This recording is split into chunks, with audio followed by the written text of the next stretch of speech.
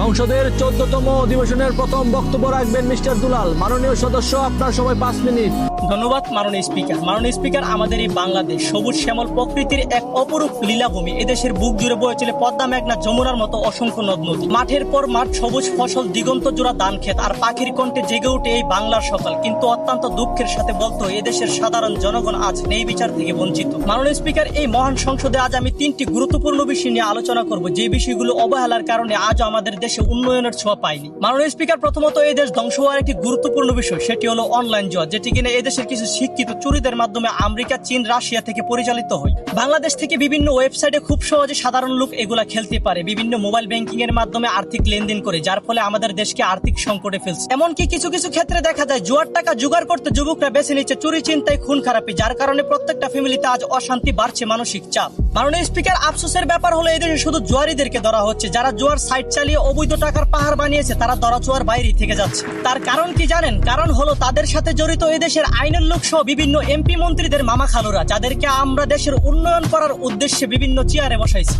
দ্বিতীয় নাম্বার বিষয় হলো এদেশের আইন ব্যবস্থা। অন্য দেশের চোর পুলিশের কঠোর লড়াই, এটা আমরা বই পুস্তকে খুঁজে পাই, কিন্তু আমাদের দেশে সেটার উল্টোটা। চোর পুলিশ একসাথে বসে চা খায়, তারা যেন আপন মারপেটের ভাই।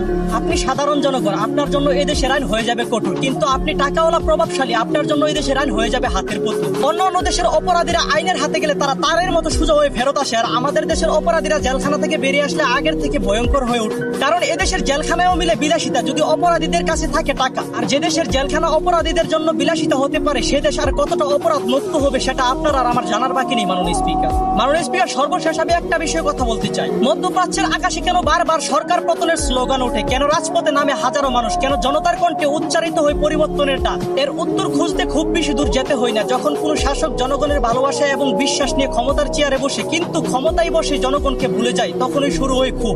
যখন রাষ্ট্র পরিচালনার দায়িত্ব রূপ নেই ক্ষমতার অপব্যবহারে, যখন জনগণের সম্পদ রক্ষার বদলে লুটপাটের অভিযোগ উঠে, যখন সাধারণ মানুষের ন্যায্য অধিকার চাপা পড়ে থাকে ক্ষমতাবানদের স্বার্থের নিচে, তখন মানুষের ধৈর্যের বাঁধ ভাঙতে শুরু করে। মাননীয় স্পিকার, ক্ষমতার চেয়ার কারো জন্য চিরস্থায়ী ঠিকানা নয়। আজ যে মানুষটি রাজপ্রাসাদে বসে রাষ্ট্র পরিচালনা করছে, কাল তাকেও দাঁড়াতে হতে পারে ইতিহাসের কাঠগড়ায়। কারণ জনগণ হয়তো কিছুদিন নীরব থাকে, কিন্তু চিরদিন নীরব থাকে না। মনে রাখতে হবে, দেশ কোনো ব্যক্তির নয়, দেশ জনগণের, রাষ্ট্রের সম্পদ, কারো পকেটের নয়। দমন নয়, দরকার নেই বিচার। কারণ ইতিহাসের সবচেয়ে বড় শিক্ষা হলো, জনগণের বিশ্বাসে যে ক্ষমতায় আসে, সেই জনগণের বিশ্বাস হারালে ক্ষমতার ভিতরে একদিন নড়ে যায়। তাই চলুন আমরা দেশটাকে এমন ভাবে গড়ে তুলি যাতে করে ফেসিবাদীদের মতো 24শে জুলাইয়ের সম্মুখীন হতে না হয়। ধন্যবাদ মাননীয় স্পিকার।